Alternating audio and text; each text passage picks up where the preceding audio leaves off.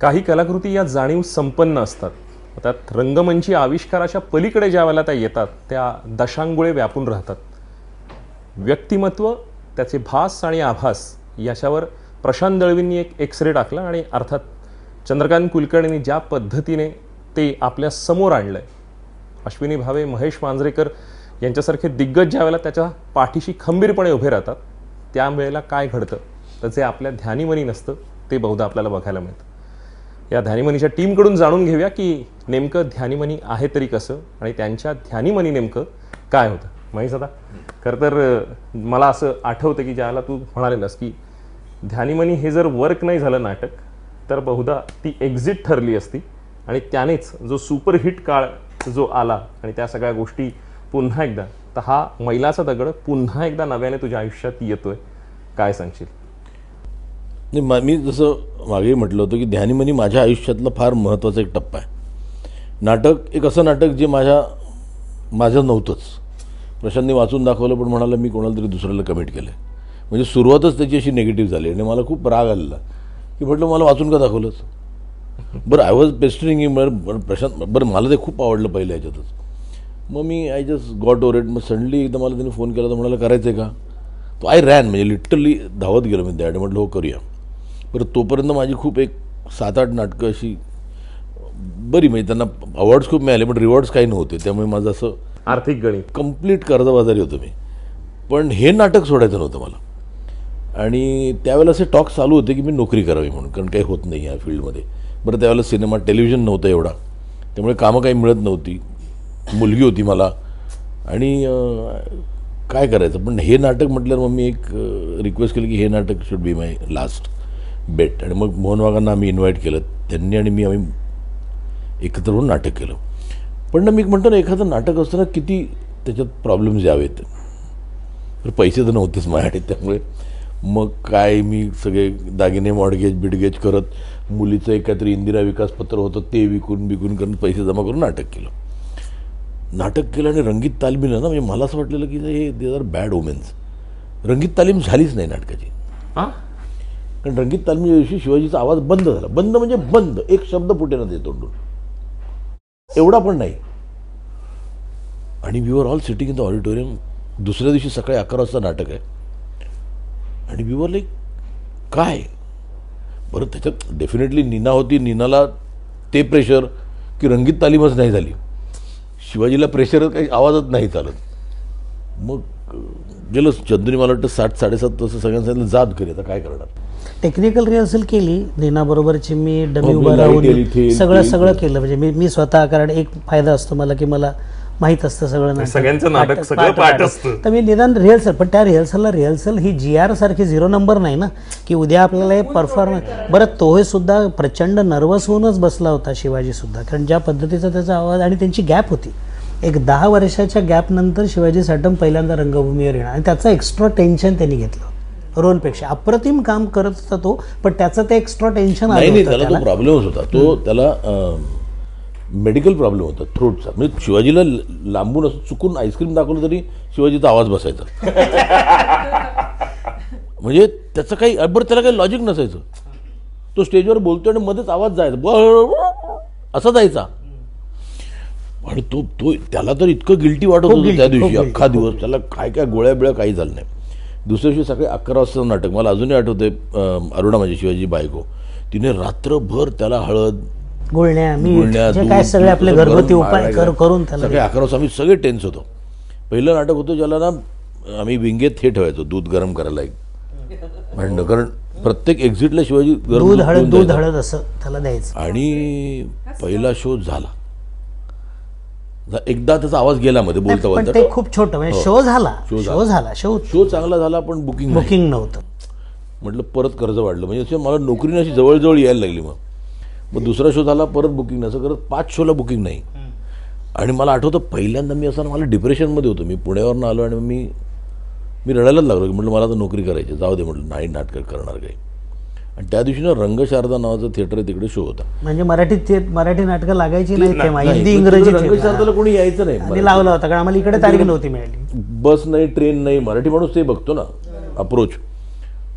तर मी सकाळी आमचा तो मॅनेजर होता त्याला म्हटलं तिकडे जाऊन मला फोन करून सांग, बरं मोबाईल काही नव्हते, मॅनेजर श्रीपाद पद्माकर की मला सांग की किती पैसे घेऊन यायचे, हां पण एव्हरीडे घरून पैसे जात होते. तर तो गेला आणि म्हणाला की नाही आज आणण्याची गरज नाही, ॲडव्हान्स बरं आहे. म्हटलं आपलं नसेल दुसरं असेल तिकडे बघा. मग त्यांनी सांगितलं नाही आपलंच आहे आणि आपल्याला ॲडव्हान्स 8,500 आहे, त्या काळात 8,500. हां आयला मी म्हटलं खुश. व त्या दिवशी 14,000 बुकिंग झालं. म्हणजे त्या प्रयोगातनं आम्हाला 4,000 रुपये मिळाले, प्रॉफिट मिळाला. तर इट वॉज एक सेलिब्रेशन था. आणि त्याच्यानंतर जो प्रयोग झाला ना शिवाजी मंदिरला होता, मला अजूनही आठवतं. हो शिवाजी मंदिर. म्हणजे 4 दिवस आधी ॲडव्हान्स बुकिंग उघडतं, तर मग दुपारपर्यंतच फुल झालं नाटक. 4 दिवस आधी, 4 दिवस आधी हाऊस आणि त्याच्यानंतर मला वाटतं सलग 100 एक प्रयोग तरी हाऊसफुल झाले असते. उतरलाच नाही बोर्ड, ध्यानीमनीचा बोर्डच होता. दॅट वॉज म्हणजे द बिग टाईम. आणि त्या म्हणजे माझी नोकरी गेली त्या नाटकामुळे. हां मी जी नोकरी करणार होतो हवेतली नोकरी. म्हणजे आयुष्यात आपण ना नोकरी गेली की दुःखी होतो, पण मी फर्स्ट माणूस असेल जो सुखी झालो माझी नोकरी गेल्यामुळे, कारण नाटक माझं चाललं. आणि त्यामुळे ना मला ह्या नाटकाचं खूपच हे आहे.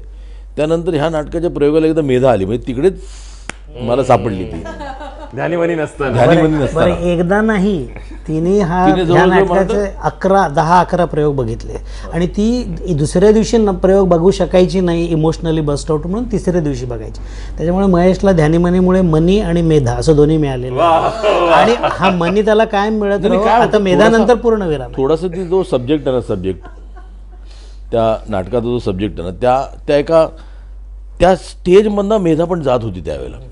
तर त्यामुळे तिची कुड असोसिएट विथ द प्ले, त्यामुळे ती सारखी सारखी बघायची. मला तर फावलंच ना, मला तर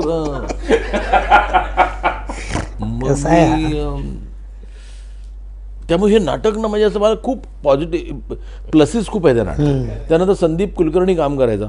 बरं मी रिहर्सलच्या प्रोसेस मी पहिल्या रिडिंग म्हणजे तो सगळ्याच पासून बरोबर नाटक करतही नव्हतो प्रोड्यूस, तेव्हापासून मी या नाटकाची या निमित्ताने मला महेशचा किस्सा सांगायचा आहे की महेश अप्रतिम चित्र काढतो, महेश अप्रतिम लेटरिंग करतो. तर माझ्या जवळपास 90 पासून ते 95 पर्यंतच्या नाटकांच्या रिहर्सलला महेश उपस्थित असायचा.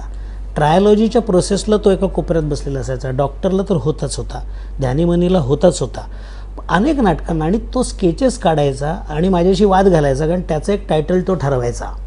आणि जसं डॉक्टर तुम्ही सुद्धाचं त्यांनी डायग्नोसिस हे टायटल ठरवलं होतं आणि तो पूर्ण वेळ ते कागद आहे माझ्याकडे अजून, चंदू डायग्नोसिस नाम देंगे. आणि आम्ही मित्र असल्यामुळे कसं नाही महेश ते डायग्नोसिस मग मराठी ऑडियन्सला नाही, मग डॉक्टर यूट्यूबवरनं डॉक्टर तुम्ही सुद्धा असं कॉईन करून ते केलं. आणि गंमत अशी त्याची की प्रशांत दळवींनी अजित दळवींच्या नाटकाला टायटल दिलं डॉक्टर तुम्ही सुद्धा, आणि ध्यानीमनीला मी दिलं टायटल, म्हणजे त्यांनी स्वतः लिहिलेलंच नाही. तर अशा त्या आणि तेव्हा महेश अप्रतिम ते स्केचेस काढायचा. तर तो प्रोसेस फार इंटरेस्टिंगली बघायचा. प्रोसेसमध्ये होतो मी. त्यामुळे संदीप कुलकर्णीला काहीतरी पिक्चर मिळाला, साधारण 106 प्रयोग झाले. बरोबर बरोबर बरोबर. मग कोण करायचं, मग नॅचरल चॉईस मी कारण मला नाटक पाठ होत होतं, म्हणजे रिहर्सल पण करायला लागली आणि शो चालू होते ना, असं रिहर्सलला फारशी वेळ नव्हती. त्याच्यानंतर मी जवळजवळ 250 प्रयोग केले त्याचे. त्यामुळे I too love the play. आणि मी कसं होतं की मला त्या अख्ख्या प्रोसेसमध्ये असल्यामुळे, पण नाटकात असल्यामुळे मला सदानंद पाठक आणि शालू पाठक म्हणजे जवळजवळ I have seen them lively नुसतं वाचून नाही असं. मग त्याच्यानंतर मग ते नाटक बंद केलं तरी ते गेलं नाही डोक्यातनं कधी. म्हणजे सारखं रिवाईव्ह करायचं का, किंवा शिवाजी पण म्हणायचं मध्येच करूया, पण म्हणत नको रे महेश अभि वैसा तभी तेव्हा सगळं होणार नाही. पण ते गेलं नाही माझ्या डोक्यात. ते कायम वाटत की मला सिनेमा होईल. मी चंदूला मी बोललो नव्हतो मी कधी. नंतर मी त्याला एकदा बोललो, चंदू म्हटलं मला त्याच्यावर सिनेमा करायला आवडेल. चंदू म्हणाला माया पण डोक्यात आहे. म्हटलं मग आपण करू, मी प्रोड्यूस करतो. आणि मग थोडंसं चंदू म्हणाला कामही कर. तर मी म्हटलं अरे वा बरंच आहे की तो रोल मला आवडलेलाच.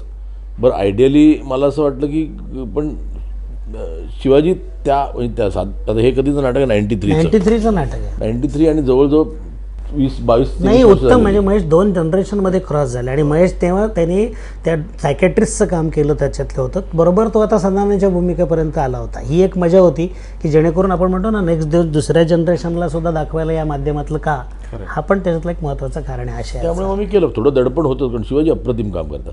बेसिकली शिवाजीचं काय म्हणजे शिवाजीचं असणंच इतकं आश्वासक होतं त्या सगळ्या गोष्टी. त्यामुळे आणि today when I look at the film, म्हणजे मी आता दॅट आय कांट से की शिवाजी जवळपास मी केलं आहे की नाही, पण मला एक माहिती आहे की मी खूप ऑनेस्टली काम केलं त्याच्यात आणि द फिल्म अजून मी ते नाटक तर वर्क डेफिनेटली झालंच, सिनेमा ऑल्सो वर्क्स ब्रिलियंटली.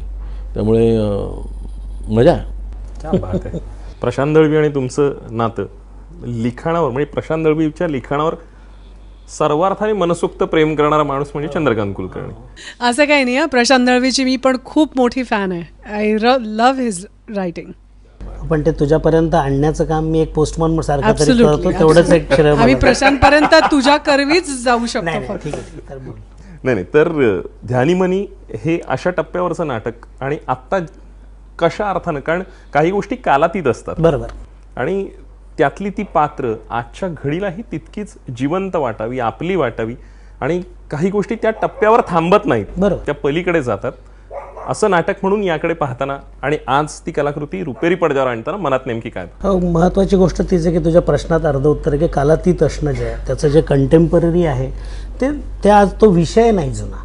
आज आपल्याला शिवाजीच्या जागी महेश आला, नेनाच्या जागी अश्विनी आली, पण विषय तोच आहे आणि विषय तो दिवसेंदिवस होत जाणार, कारण तो सोशो सायकोलॉजिकल सब्जेक्ट आहे आणि आपल्या भारतीय मानसशास्त्र आणि समाजशास्त्राशी निगडीत असल्यामुळे आणि अस्तित्वाच्या प्रश्नाशी निगडीत असल्यामुळे, स्त्री पुरुष संबंधाशी संबंधित असल्यामुळे त्याची व्हॅलिडिटी प्रत्येक काळात राहणार आहे. आणि जसं मी प्रत्येक वेळेला सांगतो की बाबा प्रत्येक नाटकाचं सिनेमात रूपांतर नाही होऊ शकत. ध्यानीमनी हा विषय असा होता की ज्याचा पट मोठा नव्हता, म्हणजे लोकेल या अर्थाने, पण त्याचा आवाका खूप मोठा होता कॅरेक्टर या अर्थाने. म्हणजे उदाहरणार्थानं मी 2च उदाहरणं देतो. महेशशी पण आमचं मागे कधीतरी बोलण्यात आलं होतं की हॉलिवूडमध्ये किंवा आपल्याकडे पण उत्तम उदाहरण आहेत की नाटकाची एक टेकअप पॉईंट घेऊन तो सिनेमाच्या माध्यमात जाणं, कारण त्याच्या शक्यता वेगळ्या असतात. 1994 या एकाच वर्षी राष्ट्रीय पुरस्कार मिळालेला हिंदी सिनेमा आला, बंगाली सिनेमा आला तर ऋतुपर्ण घोषचा 19 एप्रिल, आणि त्याच वर्षी रोमन पोलान्स्कीचा डेथ अँड मेडन नावाचा सिनेमा होता. वैशिष्ट्य असं होतं की दोन्ही एका घरात घडणारे फक्त सिनेमे होते. म्हणजे स्थळकाळ कृतीची त्याला अवॉर्ड्स आहेत त्यांना सगळ्या दोन्ही सिनेमात. याला तर राष्ट्रीय पुरस्कार आहे. गंमत अशी असते की कधी कधी तुमच्याकडे आशयाची श्रीमंती एवढी असते की स्थळकाळ कृतीच्या मर्यादा, मी एवढी लोकेशन्स वापरली, मी स्वित्झर्लंडला शूटिंग केलं, मी इकडे शूटिंग केलं, मी अमुक VFX वापरले, काही नको आहेत मला. आशयाची श्रीमंती माझ्याकडे, उत्तम अभिनेते माझ्याकडे आणि आशय उत्तम आहे, तर मी तो दाखवू शकतो. तो मला एका अशा कॉन्सन्ट्रेशननी प्रेक्षकांपर्यंत हा अनुभव पोचवायचा होता की एक तर मध्ये 2 जनरेशन गेल्यात. नाटक म्हणून ज्यांनी पाहिलेलं आहे ते कदाचित तुलनात्मक अभ्यास करायला येतील, ज्यांना अभ्यास नुसताच करायचा आहे, ज्यांनी नाटकाचं पुस्तक वाचलं ते परत बघायला येतील, आणि सिनेमा म्हणून बघायला पण इटसेल्फ महेश मांजरेकर, अश्विनी भावे, चंद्रकांत कुलकर्णी, तर ही माणसं येतील. त्याच्यामागे कोण कोण निर्माते आहेत, कुठली कुठली यंत्रणा आहे, उत्तम टेक्निशियन्स मला मिळालेत. तर एक समग्र अनुभव, पण तीव्र अनुभव ज्याच्यात सिनेमॅटिक आपण पोचू शकतो. आणि मी म्हणतो ना की आज एक रचना कशी असते, बहुतेक वेळेला रहस्य कथांची रचना एका घरात असते, एक हवेली असते, एक वाडा असतो, घर असतं, कारण तुम्हाला तिथे आणलं जातं आणि मग तुम्हाला एक उत्सुकता चाळवली जाते. तसंच आहे, पण इथे मर्डर मिस्ट्री नाही आहे, इथे रॉबरी नाही आहे, इथे काही कटकारस्थान नाही आहे. तर एखाद्याच्या आयुष्याचं गोपीत समजून घेण्याची प्रक्रिया आहे आणि त्याच्यातलं हळूहळू मानसशास्त्र समजताना तुम्ही तटस्थ राहत नाही, तर सिनेमा बघून जाताना तुम्ही तो प्रश्न आपल्या अंगावर घेऊन, आपल्या बाबतीत असं झालं तर, आपल्या अस्तित्वाच्या बाबतीत असं झालं तर, असं रिअलायझेशन घेऊन जाता. इतका महत्त्वाचा सिनेमा आहे आणि त्याच्यामुळे पट असलेला सिनेमा आपण करतो. कधी कधी एवढा तीव्र अनुभव पण द्यायचा असतो. मग कोझी सिनेमा आहे आणि महेश, रोमन पोलान्स्कीच्या त्या फिल्मची लेंथ 103 मिनटं आहे. महेश एवढा आग्रही होता या सिनेमाचं जे आपल्याला ॲसिडच्या स्वरूपात आशय द्यायचा आहे, आपला सिनेमा उणापुरा 2 तास पण नको आहे. आमची फिल्म फक्त 101 मिनिटांची आहे, कारण त्याची गंमत अशी आहे की थोडक्यात गोडी असते, एका तीव्रतेत मजा असते की हे झाल्यावर संपला, हुरहुर वाटू देत, त्यांना दुसऱ्यांदा बघू देत, पण चाललाच आहे. बरं, काही शक्यता अशी असते, मोठा कालावधी असतो की स्पॅन असतो, ऐतिहासिक पिरियड असतो, तिथे तुम्हाला तो अलाउक पण करतो. शिवाय डान्स, गाणी, ॲटम सॉन्ग काहीच नाही आहे. तो जो विषय आहे, ती माणसं आहेत, तो अभिनय आहे आणि तो त्याला घेऊन आम्ही काम केलेलं आहे. क्या बात आहे. भास आणि आभास याच्या एका धूसर सीमारेषेवर ती व्यक्तिरेखा आहे. कशा अर्थानं हे सगळं जगणं तुम्ही अनुभवलं, कारण व्यक्तिरेखेच्या जवळ जाणं ते परकाया प्रवेश आपण म्हणतो, कशा अर्थानं तुम्ही तो पाहता? मी ते जसं खरंच आहे असं गृहीत धरून केलं तो भास आहे का आभास आहे ते ओळखणं हे प्रेक्षकांचं काम आहे. त्याच्यामुळे मी ते I just believe what she is believing आणि मी परफॉर्म केलं. पण it's a very tough line to maintain की कुठे ती म्हणजे त्यातली खूबी तीच आहे. I hope I have been able to maintain that की ते कुठेही हवी होता कामा नाही, ती सतत खरीच आहे, जेन्युइन आहे असंच वाटावं. म्हणजे एक आई आहे तर अतिशय प्रेमळ, अतिशय केअरिंग, तशीच डिसिप्लिनरी, मुलांनी कुठं जावं, काय करावं, काय करू नये हे सगळं ह्याच्यावर तिचं म्हणणं आहे. कुठल्या शाळेत जावं, घरामध्ये नवऱ्याकडे पण तिच्या काही अपेक्षा आहेत. ती बायको म्हणून सुद्धा तेवढी तितक्याच तन्मयतेने तेही जगते. So it's a very interesting character. Smita Thackeray आपल्यासोबत आहेत आणि अर्थात या प्रोजेक्टशी ते वेगळ्या अर्थ आणि अन्वयार्थाने असोसिएट झाल्यात. तर मग का व्हावं असं वाटलं तुम्हाला या प्रोजेक्टशी असोसिएट, म्हणजे त्याची काही कारणं असतात?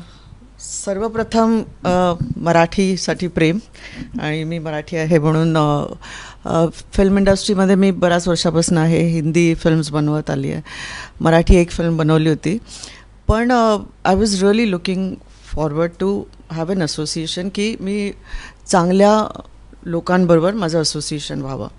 आणि चंद्रकांत कुलकर्णींना फार वर्षापूर्वीपासनं मी ओळखते, म्हणजे बिंदासपासनं मी ओळखते, आणि मला त्यांच्याबरोबर काम करण्याची खूप इच्छा होती. मी त्यांना घरी बोलवून माझी इच्छा प्रदर्शित केली होती. पण त्यावेळेस ते अतिशय बिझी होते, त्यांच्याकडे बरेच प्रोजेक्ट्स होते, आणि मी पण व्यस्त झाले हिंदी चित्रपटाच्या ह्याच्यामध्ये, सोशल वर्क आणि हे ते. पण कुठेतरी जी आतमध्ये जी जाण होती की मला वेटिंग फॉर द अपॉर्च्युनिटी. महेशजींची तर मी हार्डकोअर फॅन आहे. म्हणजे त्यांनी म्हणजे एक फक्त मी अभिनेता म्हणून नाही, त्यांच्यामधला पूर्णपणे जो आर्टिस्ट असतो तो मी त्यांच्यामध्ये बघितला आहे. आणि ग्रेट ह्युमन बिईंग. मेधा त्यांना भेटल्यानंतर पण मला म्हणजे एक आपलेपणा वाटतं. आणि मला असं वाटलं की I think this is it, मी ह्यांच्याबरोबर मला असोसिएट करायचं आहे. सुरुवात ध्यानीमनीबरोबर केली. ध्यानीमनी हे नाटक फार वर्षापूर्वी बघितलं होतं, आणि ते मनात कुठेतरी ठसून म्हणजे अशा पद्धतीचं नाटक आहे की जे कोणाच्याही मनामध्ये राहील. आणि जेव्हा मला कळलं की ध्यानीमनी नाटकावरनं हा पिक्चर केला आहे, डेफिनेटली माझी प्लस पॉईंट आणखीन हे झाले. म्हणजे सगळं काही असं एकत्र मिळून आलं. चंद्रकांत कुलकर्णी, प्रशांत दळवींची रायटिंग, आणि सगळी चांगली लोक एकत्र मिळत आहेत. तर मी ग्रॅब केली अपॉर्च्युनिटी आणि असोसिएट झाले. सो वी आर डिस्ट्रीब्युटिंग दिस आणि प्रोड्युसिंग, असोसिएट प्रोड्युसर म्हणून मी जॉईन झाले. आणि बरंच आधी पुढे पण आणखीन बरेच कामं करायचे त्यांच्याबरोबर ही इच्छा ठेवली आहे. म्हणजे एकदा शिवाजी काकाशी बोलताना, आपण क्रिकेट वगैरे खेळायचो त्या दिवसांमध्ये, शिवाजी काका म्हणाला की सगळ्यात आजपर्यंत थकवणारी जी व्यक्तिरेखा असेल ती ध्यानीमनीतली होती. कारण त्याला वास्तवही माहिती आहे, भासही माहिती आहे आणि आभासही माहिती आहे. अशा वेळेला तुझं जे कॅरेक्टर आहे ते आणखीन त्रास देणारं आहे आणि तटस्थपणे सगळ्या गोष्टी तितक्याच तीव्रतेने अनुभवणार आहे. कशा अर्थानं या व्यक्तिरेखेकडे तू पाहतोयस आणि तू अर्थात एवढ्या क्लोजली पाहिलंस? नाही, माझं सोपं का झालं माहिती आहे, कारण मी त्या अख्ख्या प्रोसेसमध्ये होतो. शिवाजी त्या प्रोसेसमधनं गेला, त्यामुळे त्याला जास्त त्रास झाला. मी आपलं एक थर्ड पर्सन म्हणून बघत होतो आणि मला त्यामुळे ना फार त्याच्यात काही करावं लागलं नाही. आणि नाटकात कसं असतं, रोज त्याला ते जगायला लागत होतं. सिनेमात असं सोपं असतं, कट म्हटलं की तुम्ही बाहेर येता तिथून आणि पिक्चर संपलं. पण ह्या सिनेमाचं जरा वेगळं होतं, कारण आम्ही एकत्रच केला जवळजवळ, म्हणजे काही वन शेड्यूलमध्येच पिक्चर केला. त्यामुळे त्या कॅरेक्टरमध्ये गेलो होतो. पण I started loving that character. मी तो असा माणूस आहे की मला वाटतं की प्रत्येक जगातली प्रत्येक स्त्री नवरा म्हणून असा असावा, असा होता कॅरेक्टर. ते फार कमी बोलणारं, म्हणजे माझ्या अगदी ॲब्सोल्युटली विपरीत कॅरेक्टर तिथे. पण मजा आली पण ते कॅरेक्टर करून. आणि कसं असं की त्याचं बेसिक होमवर्क चंदूने आणि त्याच्या आधी शिवाजीने करून ठेवलं होतं. बरं, त्यातलं चंदू सेटवर होताच, त्यामुळे माझं काम बरंचसं सोपं झालं होतं. पण ज्यावेळेला संपला त्यावेळेला मात्र थोडीशी हुरहुर लागली की ते कॅरेक्टर गेलं. म्हणजे आपल्यासाठी एक कॅरेक्टर मरतंच ना. See when you are playing that character आपण ते एक आता त्याला एक बॉडी दिलेली असते आणि तू काम थांबलं तरी ती बॉडी तशीच आहे ना.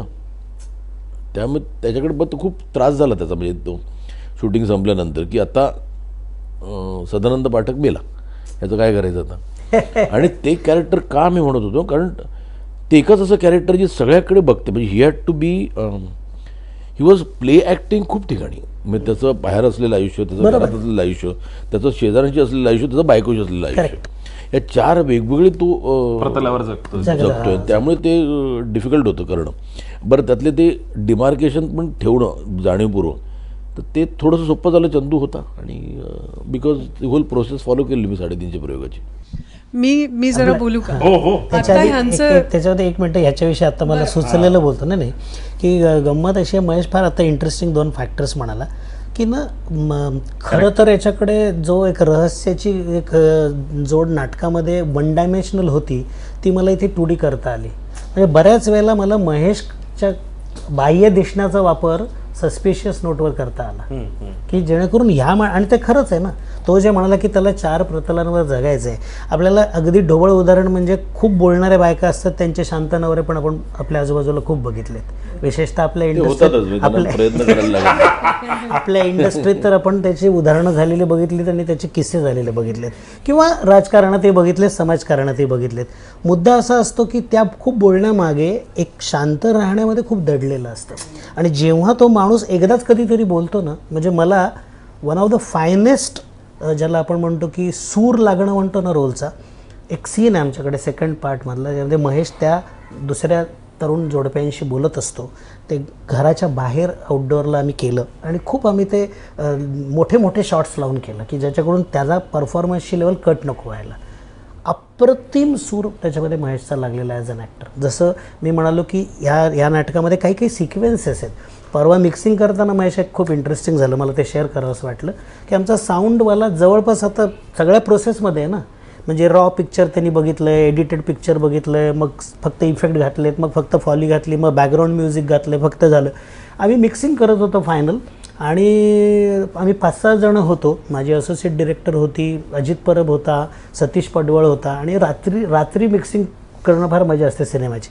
एक मोठा सगळा सिक्वेन्स एक पूर्ण झाला, एक 10-15 मिनटाचं रीळ, 20 मिनटाचं रीळ संपलं, तर तो ना असा थांबला अचानक, आणि तो माझ्याकडे वळून असं म्हणाला, हे सगळं बघितलं ना की मी थकून जातो, इतक्यांदा पाहिलं आहे मी, पण मला असं वाटतं की, आणि मला काही समजतच नाही किती वेळ झाला आणि संपली रीळ आपली, असं तो जे म्हणाला, तिथे मला खूप खात्री वाटली की अरे हा सिनेमा फार इंटेन्सिटीने पोचणार आहे लोकांपर्यंत. तर महेशनी ती जी एक शांतता, तटस्थपणा, सपोर्ट, सायलेंट सपोर्टर, अशी जी एक वेगळीच कन्सेप्ट असते ना, जी खूप ठिकाणी असते, बिझनेसमध्ये असते, मैत्रीमध्ये असते, नवरा बायकोमध्ये असते, ती त्यांनी फार छान पद्धतीने समजून घेतल्यामुळे त्याचा सूर पण या सिनेमातला खूप वेगळा लागला. नेहमीचा महेश मांजरेकर, नेहमीची अश्विनी भावे, नेहमीचा अभिजित खांडकेकर, नेहमीचे मृण्मय देशपांडे इथे नाही आहे, आणि त्यामुळे त्यांना पण सिनेमा बघताना खूप मजा येणार आहे. क्या बात. तुम्ही काय आता तू सांग. आता तू त्यांना नाटकापासूनचा त्यांचा प्रवास आणि ह्या संहितेशी त्यांचं जोडलं जाणं ह्याच्याविषयी विचारत होतास. ते जेव्हा बोलतात ना, आता जेव्हा मी ऐकते त्यावेळेला मला भीती वाटते की मी ह्या सगळ्या प्रोसेसमध्ये इन्व्हॉल्वच नव्हते. मी आयत्या वेळेला शूटिंगला आले आणि ते जगलेत ही process. So for me it was very difficult to, काय म्हणायचं, हा रोल आत्मसात करायला आणि ती काय आहे ते आत्मसात करायला मला फार कठीण होतं. आणि ह्या दोघांनी जर हा विश्वास माझ्यावर दाखवला नसता तर ते मला जमलं नसतं. म्हणजे मगाशी तू सुरुवातीला की हे खंबीर पाठीशी त्यांच्या संहिता होती, मी म्हणेन की माझ्या पाठीशी ते दोघे खंबीर होते, कारण तेही दोघे दिग्दर्शक आहेत, तो स्वतः निर्माता आहे, अभिनेता आहे, त्याच्यामुळे को आर्टिस्ट म्हणून काम करताना सुद्धा. सो आणि त्यांनी नाटकाचा एकसंध अनुभव घेतलेला आहे, त्यामुळे तो त्यांच्या डोक्यामध्ये आहे. मलाही तो म्हणाला की चित्रपटामध्ये काम करताना सोपं असतं, तुम्ही शॉट संपला की तुम्ही विड्रॉ होता. For me that was the most difficult process, कारण शूटिंगच्या वेळेला तुम्ही कुठलाही शॉट एक सीन अर्धा तुकडा करून सुद्धा पुढे कधीतरी 4-5 दिवसांनी त्याचं शूटिंग करता, आणि त्या कॅरेक्टरचा इतका मानसिक ग्राफ इतका मोठा आहे आणि इतके चढ आणि उतार आहेत. For me to make sure that I am hitting each top and the bottom note, was very important. मला आता आणि आपण फिल्म करतो, तिचं डबिंग केलं आणि मी तर अमेरिकेला निघून गेले. माझ्या डोक्यातनं पण ती फिल्म जाते आत्ता आणि मी अजून फिल्म पाहिलेली नाही आहे. आय एम जस्ट होपिंग की या सगळ्यांवर विश्वास ठेवला आहे मी की बरं झालं असेल माझं काम. पण आत्ता काल मी कोणाशी तरी बोलले ह्या चित्रपटाच्याच युनिटमधले कोणीतरी, आणि त्यांनी ती फिल्म पाहिलेली आहे आणि त्यांनी नाटक पाहिलेलं नव्हतं. तर मी त्यांना इतके खोदून प्रश्न विचारत होते. म्हटलं सुरुवातीला काय वाटलं, आणि मग तो जसं सांगत गेला म्हटलं oh I hit that note, I hit that note. अच्छा हे पण मग शेवटी काय वाटलं तिच्याविषयी. सो ते एक for me it's my job to make sure की प्रशांतनी जे जे लिहून ठेवले त्या मुद्द्यांना मी नेलं पाहिजे प्रेक्षकांना आपल्याबरोबर. सो ती माझी प्रोसेस अगदी निराळी होते. म्हणजे मला आता भय वाटतंय की ह्यांनी माझ्यासारख्या नौकीला घेतलंच कसं. नाही, पण तो विश्वास आणि दोन अत्यंत जवळची माणसं असणं, मित्र असणं, मैत्रीण असणं, हे दिग्दर्शकाच्या पॉईंट ऑफ व्ह्यू किती सोपं होतं. आणि ते या कॅरेक्टरमध्ये त्याला ते कस्टमाइज होणं हे तेवढंच दिग्दर्शकाला त्रासदायक आणि आव्हानात्मक असतं. नाही, इतर दिग्दर्शकांना असेल, पण ज्या पद्धतीची महेशची आणि माझी स्वायत्तता आहे की केमिस्ट्री आहे की त्याच्या सिनेमांच्या शूटिंगला मी जरी गेलो तरी मी तसाच असतो, किंवा त्याच्या शूटिंग त्याला माहिती आहे की इथे चंदू डिरेक्टर आहे, मला इथे माहिती आहे की महेश डिरेक्टर आहे. जिथे आम्ही कॉमन ठिकाणी संयोजक म्हणून अनेक ठिकाणी वावरतो तिथे आमची कॉमन भूमिका असते. त्यामुळे इथे काहीच प्रॉब्लेम नव्हता. आणि या दोघांबरोबरही अभिनेता म्हणून, मित्र म्हणून तर हे आहेतच, या अभिनेता आणि अभिनेत्री म्हणून माझा 3रा-4था सिनेमा आहे. म्हणजे मी अश्विनीचा कमबॅक तिने स्वतः जो प्रोड्यूस केला कदाचित सिनेमा, एवढी मोठी व्यक्तिरेखा अनेक दिवसानंतर केली. म्हणजे माधुरी दीक्षित आणि अश्विनी भावे परत एकदा त्याच वर्षी आल्या एकत्र, आणि अश्विनी भावेच्या कामाची स्तुती अजूनही चालू आहे. तर ते त्या पद्धतीची रचना तिच्याकडनं उत्तम रोल झाला. महेश बरोबर नंतर ती आजचा दिवस माझ्यामध्ये पण होती. महेश बरोबर मी पहिला हिंदी सिनेमा माझा मीराबाई नॉट आउट, ज्याला तू खूप कौतुकाने त्याचं प्रमोशन केलं होतं की यस असं करून, पण त्याचा डिले झाला होता त्या वर्ल्ड कपच्या सगळ्या प्रोसेसमध्ये. पण महेशचं अप्रतिम काम होतं. कॅरी ऑन पांडू जी फिल्म आली नाही त्याच्यामध्ये तो होता. आजचा दिवस माझ्यामध्ये त्यांनी अप्रतिम भूमिका केली होती. म्हणजे की तो कंटाळतो हल्ली ॲक्टिंगला, तो म्हणतो मला ॲक्टिंगचा कंटाळा आला. पण माझी अशी खात्री आहे की हा सिनेमा बघितल्यानंतर पुन्हा महेशकडे खूप ऑफर्स येणार आहेत आणि तो त्यांना सांगणार आहे आणि खूप जणांना तंगवणार आहे की नाही मेरी अभी 4 फिल्म आहे, रुक जातो, किंवा एकेका दिवसाचं शूटिंग करून तो अडकून ठेवू शकतो. मी महेशच्या आतापर्यंत एक ॲक्टर म्हणून महेशने जेव्हा काम केलं तेव्हा एक असा रांगडा तो तसाच आहे. म्हणजे त्या स्वभावाने त्याचा अपिअरन्स, त्याचं मॅनरिझम सगळं तसंच आहे. आणि ह्या कविता आहे.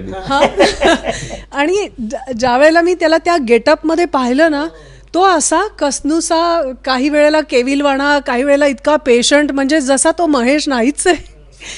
ही really looks and behaves, he feels like that person.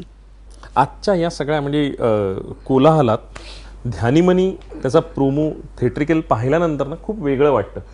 कारण मराठी सिनेमा अर्थगर्भ, आशय घनतेच्या एका वेगळ्या उंचीवर घेऊन जाणारा वाटतो त्या कलाकृतीमुळे. कशा अर्थानं तुम्ही पाहताय, कारण एक व्यावसायिक ती जोखीम पण असते हे सगळं करणं. या सगळेच प्रोड्युसर डिरेक्टर असे असल्यामुळे मला हा प्रश्न विचारावासा वाटला. मला स्वतःला काय वाटतं माहिती आहे का, की जो तो सिनेमा त्या जसं आपण म्हणतो की आम्ही नाटकाच्या बाबतीत म्हणतो की त्या स्क्रिप्टमध्येच फॉर्म असतो. तुम्ही मी असं केलं आणि मी तसं केलं असं म्हणण्याची गरज नसते. जेव्हा ध्यानीमनी विषयासारखा विषय आपण वाचतो, त्याचं कथानक वाचतो, त्याची त्या पद्धतीने ते लेखकाची प्रोसेस पण इंटरेस्टिंग होते ना.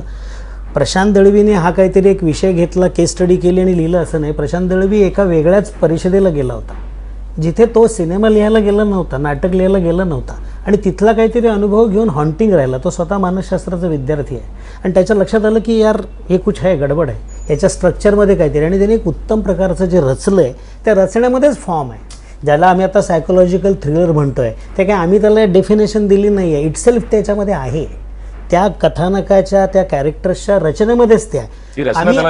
मला असं वाटतं कुठलाही सिनेमा छोटा नसतो आणि कुठलाही सिनेमा मोठा नसतो. एखाद्या सिनेमाचं बजेट 300 करोड आहे म्हणून तो मोठा आहे, एखाद्या सिनेमाचं बजेट 15 लाख आहे म्हणून तो कमी आहे असं मी मानणारा नाही. माझ्यासाठी तो सिनेमा महत्त्वाचा आहे, त्याचं गोष्ट महत्त्वाची आहे, त्याचं नॅरेटिव्ह महत्त्वाचं आहे, त्यातला परफॉर्मन्स महत्त्वाचा आहे. तू म्हणतोस तसं सध्या खूप व्हरायटी आहे, पण आपल्याकडे सध्या म्हणजे कुझिनच्या बाबतीत उदाहरण आपण देतो की आपल्याला रस्त्यावर बसून एक पावभुर्जी खायची आहे, खिमापाव खायचा आहे का, ताजमध्ये जाऊन आपल्याला डिनर घ्यायचं आहे, आपण ठरवतो. प्रत्येकाची चव वेगळी असते, प्रत्येकाची स्टाईल वेगळी असते. या पद्धतीची आणि माहिती आहे याच्याशी संबंधित जी माणसं आहेत ते नॉनसेन्स सिनेमा बनवणार नाहीत. त्यामुळे तो सेन्स असलेला सिनेमा आहे, सेन्सिबल प्रेक्षकांसाठी आहे असं मला वाटतं. पण ते कुझिन कुठलंही असलं तरी सुद्धा मला असं वाटतं की जे जेवण जेवल्यानंतर घरी गेल्यानंतर सुद्धा आज आपण आठवतो, आत्ता परवा आपण डिस्कशन करत होतो, त्या सोलापूरचं ते खाल्लं होतं ना, ते काय म्हणजे त्याला तोडच नाही. मग कोल्हापूरचं, हां कोल्हापूरचं काय सांगत होतात ते एक मटण तर ते जे असतं ना की यार काय होतं ते, चव तशी रेंगाळत रेंगाळत राहणं. कायम राहणं, तसं हे नाटकही होतं आणि तसाच हा चित्रपटही व्हावा किंवा होईल असं मला वाटतं. आपल्याकडे ना सायकोलॉजीमध्ये एक परमनंट मेमरी नावाची गोष्ट आहे. काही गोष्टी ना आपल्या परमनंट मेमरी जाते, कधीच विसरू शकत नाही. उदाहरणार्थ महेश आहे, त्याला आता तो गेम लागला आहे, तो त्याच्याकडे स्टोअर नसलेला नंबर अचानक सांगतो, अरे यार स्मिता ठाकरेंना नंबर लावायचा आहे, ठहरा मैं ठहर, मेरे को ऐसा लगता है ये नंबर फल आणि तोच असतो तो नंबर, कारण तो त्याच्या परमनंट मेमरीमध्ये स्टोअर झालेला असतो. काही महत्त्वाचे चेहरे, काही महत्त्वाची वाक्य, काही महत्त्वाच्या घटना, काही महत्त्वाचे अनुभव हे परमनंट मेमरीज जातात. Dhyanimani is the permanent memory station असं माझ्या दृष्टीने वाटतं मला. आम्ही असं प्रमोशन करताना हे म्हणजे ही सायकॉलॉजी वापरली आहे, जे महेशजी आणि आम्ही एकत्र मिळून की वेगळी स्ट्रॅटेजी वापरली की हा पिक्चर पाहूच नका तुम्ही, जे तुम्ही आता बाहेर सगळ्यांनी आलेलं आहे. तर एक सायकॉलॉजी असते की एखादी गोष्ट नाही करायला सांगितली की त्या व्यक्तीला जाणून बुजून नाही का सांगतात नाही म्हणून जाऊन बघतील म्हणजे. आणि आम्ही हेही सांगितलं आहे की तुम्ही जर मर्डर मिस्ट्री हे करत असाल किंवा तुम्ही आयटम सॉंग्स हे करत असाल, एक्सपेक्ट करत असाल, तर ते आमच्या पिक्चरमध्ये नाही आहेत. म्हणजे आमचा पिक्चर जेन्युनली जो मराठी प्रेक्षकांच्या हृदयाला भिडेल असा हा पिक्चर आहे. आणि तुम्हाला जर त्या पिक्चर सिनेमामध्ये इंटरेस्ट असेल तरच तुम्ही जाऊन बघा तो. निश्चित. कलात्मकता आणि व्यावसायिकतेचा सुवर्ण मध्य म्हणून तुला ध्यानीमनी वाटतो? नाही, मला असं काय वाटतं, मराठीमध्ये ना आपण खूप गल्लत करतो. मराठीमध्ये आपण म्हणतो की आपल्याला कमर्शियल सिनेमा करायचा. मध्ये एक लाट आली होती की हिंदी पिक्चरवरनं मराठी पिक्चर करा किंवा तमिळ तेलुगूवरनं मराठी करा. तर मराठीमध्ये ना लिटरेचरच एवढं मजबूत आहे, तुम्हाला काय गरज भासते तिकडे जायची. बरं कसं असतं माहिती आहे ना, इट इज लाईक की मी तुम्हाला ना ऑडियन्सला सांगतो की मी एक ताजमध्ये जेवलो आहे आणि मी त्यांना सांगतो की मी तुम्हाला देतो जेवण. मी ताजमधली एक बिर्याणी खाल्ली आणि मी त्याला सांगतो की तू इकडे ती रामाश्रयमधली बिर्याणी खा. मी खाल्ली की ताजची. त्यांनी तो 60 कोटीमध्ये बनलेला पिक्चर बघितलं की तीच गोष्ट तुम्ही त्यांना 1.5 कोटीत का दाखवताय? मग तुम्ही 1.5 कोटीत तुमची गोष्ट दाखवा की. मराठी प्रेक्षक बरं मराठीमध्ये का नाही, स्टार सिस्टम नाही. एखाद्या ॲक्टरचा एक पिक्चर चालला तर दुसरा पिक्चर चालण्याची शाश्वती नाही. बरं मला एका विचारलं कोणतरी सेलेबल नेस पाहिजे. म्हटलं महाराष्ट्रातला आत्ता सगळ्यात मोठा हिट ज्याच्यात जवळपास जाणं पण शक्य नाही बरेच वर्ष काही लोकांना, त्या सैराटमध्ये तर कोणीच नव्हतं. म्हणजे लांबून पण तो ज्युनियर आर्टिस्ट तिकडे पाठी धावतो आणि तो पण माझ्या ओळखीत, तोही नव्हतं ओळखीत, कोणीच नव्हतं. What ran is the subject ना. ही सगळी उदाहरणं आहेत ना. म्हणजे माझं म्हणणं तेच आहे की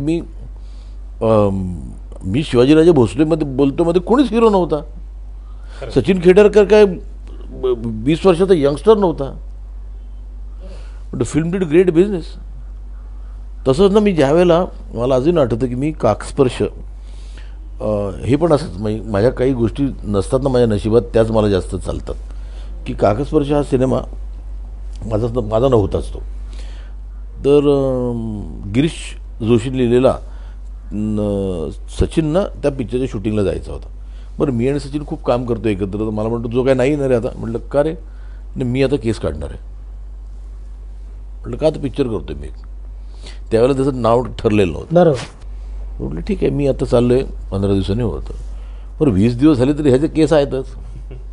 म्हटलं काय रे? नाही रे ते कॅन्सल झालं, त्यांनी काय झालं नाही, त्यांचं फायनान्सचा थोडासा प्रॉब्लेम झाला. ठीक आहे. परत काही 2-3 महिन्यांनी त्याला मला सांगितलं आता काय नाही आहे ना आपलं. म्हटलं का रे? नाही मी केस काढतो आहे. परत केस काढली नाही त्यांनी. तर मी म्हटलं काय झालं? तर म्हटलं नाही रे. तुम्हाला म्हणाल तू ऐकतोस का एकदा? मी काय ऐकू? तू ऐक ना सिनेमा. ठीक आहे. मला गिरीशने ऐकवलं एकदा. ऐकवलं आणि मी आय वॉज लाईक झॅप्ट. मी म्हटलं हा करायचं म्हटलं आपण, मी करणार हा डिरेक्ट. तो नाही नाही राईट्स नाहीत आपल्याकडे. म्हटलं मारीन आता म्हटलं टार. मी म्हटलं अरे तू वाचून का दाखवलास मला? म्हटलं मला करायचा. म्हणलं नाही राईट्स त्या कोणतरी शर्मा नावाच्या ग्रहस्थाकडे आहेत आणि मग ठाण्याच्या. मी म्हटलं रे, म्हटलं बघू काहीतरी. मग मी काय केलं, मी मध्ये पडलो नाही. आमचं प्रोडक्शनवाल्याने जाऊन ते शर्माला ऑफर दिली, तू राईट्स विकतोस का? त्याने मला सांगितलं माझा एवढा खर्च झाला आहे. बरं, त्याचा खर्च काय झालेला, त्यांनी 15,000 रुपये रायटरला दिले, 11,000 रुपये कथा असणार 11,000 रुपये रायटरला दिले आणि 15,000 रुपये ह्या रायटरला दिले, गिरीशला. एवढीच त्याची इन्व्हेस्टमेंट होती. तर मी म्हटलं अच्छा ठीक आहे. म्हटलं तू किती पाहिजे तुला? म्हटलं नाही मग मी खूप काय रिसर्च केला, रेकी बिकी केलं. मग मला माझा खर्च झाला, मला 1.5 लाख रुपये पाहिजे. म्हटलं घे. म्हटलं द्या त्याला 1.5 लाख रुपये, राईट्स घ्या. मग त्याला पटकन लक्षात आलं, पटकन हो म्हणाले. आपण पटकनमध्ये तयार थांबा थोडे सांगा. मला वाटतं त्यावेळेला तो सिनेमा डिरेक्ट करणार होता विनय आपटे. चालू होतं. मग तो विनयकडे गेला की असं असं आहे रे बाबा काय करत. मग विनय म्हणाला नाही आपण करायचं ते. माझ्यापर्यंत काय आलं नाही कारण मी नव्हतो ना मधल्या पिक्चरमध्ये. मग तो म्हणाला नाही पण तो मग थोड्या दिवसांनी म्हणाला आमच्या प्रोडक्शनवाल्याला मी देतो राईट्स पण तुम्ही विनयलाच घ्या डिरेक्टर म्हणून. तर हे म्हणाले ना आम्ही राईट्स आम्ही ठरवू कोणाला घ्यायचं डिरेक्टर. झालं थोडे दिवस काढले त्यांनी. मग मला असं कळलं की बाहेर परत त्याची हालचाल सुरू झाली. परत एक 2-3 महिन्यात त्यांनी मेसेज पाठवलं काय झालं राईट्सचं, तुम्हाला हवे का नको? म्हटलं हवेत. तर म्हटलं तू का? मग तो म्हणाला की मला 3.5 पाहिजे. म्हटलं ठीक आहे, मला माझा पार्टनर पण तो आम्हाला एवढे पाहिजे. म्हटलं द्या 3.5 करून टाका, संपवून टाका. तेही तो टाळाटाळ करायला लागला. म्हटलं नाही हा नाही करणार. मग ते सडनली बरं ओरिजिनल जी लेखिका होती जिने शॉर्ट स्टोरी लिहिलेली ती गेली होती तोपर्यंत. बरं म्हटलं ती तरी कुठे, तिला तरी विचारलं असतं. कट्टू असं कळलं की तो मकरंदमध्ये राहतात दातार. आणि मला माहिती होतं त्यांचा तो नातू होता, तो माझा चांगला मित्र होता, क्रिकेटर होता तो, शैलेश बरोबर क्रिकेट खेळला. म्हणून मी गेलो तिकडे. म्हटलं काय झालं, म्हटलं तुम्ही ह्या राईटचं काय करत? ते म्हटलं अरे मला चिडलेत ते, इतक्या वर्षापूर्वी 10,000 रुपये देऊन गेला म्हणजे तो. म्हटलं तुमच्याकडनं काही लिखापडी केली का? नाही. तर म्हटलं हे घ्या, हे राईट्सचे पैसे. लेटर घेतलं. म्हटलं चला काम सुरू करा. आता हे सांगायचं तात्पर्य काय, ते घेतलं मी मोठं आगाऊपणे सगळं राईट्स बीट्स. आणि मग मी बरं प्रोड्युसर नव्हतं माझ्याकडे, तेवढं राईट्स द्यायला पैसे होते माझ्याकडे. मग मी सगळ्यांना वाचून दाखवतो. सगळे वाचून म्हणाले नाही नाही हे काय कमर्शियल नाही. म्हटलं रे कमर्शियल म्हणजे काय? एक बोलू का ह्याच्या कमर्शियल संपूर्ण हा विषय संपला की तू परत बोल. ऐक ना पुढे त्यातलं की तू. तर मी झालं मग कमर्शियल नाही. ठीक आहे बरं. मी आमच्या शिवाजी निर्मात्याला सांगितलं. म्हणलं नाही नाही समथिंग मिसिंग, अजून थोडं नाही हे कमर्शियल हे चालणार नाही, कोण बघणार ह्याला. मग मला त्रास झाला. मग नंतर मी तो एक आमचे प्रोड्युसर जे आहेत ध्यानीमनीचेच प्रोड्युसर आहेत, त्यांनी ऐकलं. ते म्हणाले मला ऐकायचं नाही आहे, तुला करायचं पिक्चर करून टाक. केला आणि केलं. त्यामुळे काय मराठी ऑडियन्स आहे ना हा चांगल्या सिनेमाच्या मागे रे. त्यांना कचरा बघायचा तर आहे की कचरा देणारे खूप आहेत की खूप आहेत तिकडे बघा की. इथे तो एक ऑडियन्स आहे त्यांना. त्यामुळे म्हणून मला ध्यानीमंदीबद्दल होप काय की देर इज एक, तो खूप नसेल, तो मला 100 कोटी देणार नाही, but there is an audience which is there for sensible cinema. त्यांची अभिरुची आणि ती आपण मेंटेन करणं, ते त्यांना डेव्हलप करणं तो ऑडियन्स गरजेची गोष्ट. येस. हा जे म्हणतोय की सगळ्यांना वाचून दाखवलं आणि असंच वाटलं होतं. गिरीशनी कदाचित सुद्धा माझा चित्रपट लिहिला होता आणि त्याच सुमारास त्याच्या हातामध्ये ते पुस्तक मी सतत बघत असेल. मी ती शॉर्ट स्टोरी वाचली होती. म्हटलं हे कथानक छान आहे पण ह्याच्यावर चित्रपट कसं काय करणार, काहीतरी काय आणि कोण, म्हणजे it is too risky. Mahesh has a unique quality की तो त्या whether it's a commercial, whether it's a फाईटचं फिल्म और it's a content based film, त्याला त्याचा जीव काय आहे त्या ह्याच्यात आणि त्याचं काय मांडायचं आणि किती, म्हणजे तो कुठलाही जॉनर असेल तरी तो तितक्याच तन्मयतेने तो मांडतो आणि तो रिस्क घेतो. तो डरला नाही, म्हणजे घाबरला नाही तो की हे कोणी घेत नाही, तो सतत प्रयत्न करत राहिला. And so is about Dhyanimani. म्हणजे ही कमाल आहे. We are lucky that Mahesh has come back to Marathi. नाही आणि अमित आपल्याकडे सगळ्या सक्सेस स्टोरीजच्या मागे असंच आहे की तो विषय सगळ्यांना कारण असं असतं की तो विषय प्रवाहाच्या विरुद्ध जाऊनच नाटक पण तेवढंच. हा तेच म्हणाल फॉर्म्युला लोकांना वाटतं की हे सक्सेसफुल आहे आणि त्याच्यात बनवत जातात. जे फॉर्म्युल्याच्या विरुद्ध असणारं असतं कधीतरी, तर ते थोडीशी अडचण येते, पण अडचण होते, पण त्याच्यातनं जर ते सिद्ध झालं तर महत्त्वाचं असतं. आणि इथे तर या सिनेमाच्या प्रोसेसला 0% अडचण होती, कारण सगळेच वेल विचार आणि सगळेच वेल थिंकर होते आणि सगळ्यांनाच माहिती होतं की काय करायचं. निश्चित माहिती असलेला सिनेमा निश्चित प्रेक्षक पण ठरवते, नाही तर कोण धाडस करेल एवढा सगळा खर्च करून बघू नका म्हणायला. पण ते बघू नका म्हणताना काय बघा, कोणी बघा हे सांगण्यासाठीची ती रचना होती. एक उत्सुकता फक्त चालवण्यासारखी ती गंमत होती. आणि जसं एक सायकोलॉजिकल थ्रिलर म्हणून सब्जेक्ट आहे, तसं एक थ्रिलर कॅम्पेन पण होती आमची. निश्चित. आणि मला असं वाटतं की अभिरुची संपन्न करणाऱ्या कलाकृती फार अभावाने येतात. एबीपी माझा आणि ढांग्या यांचा प्रेक्षक हा तेवढा सुज्ञ आहे, तेवढा निरक्षर विवेक, सतसत विवेकबुद्धी त्याच्याकडे आहे. तो या कलाकृतीच्या पाठीशी खंबीरपणे उभा राहील अशी त्याच्या वतीने मी ग्वाही देतो. Wish you love, luck and success. आणि इतक्या आपलेपणाने बोललात त्याबद्दल thank you so much. Thank you thank you so much.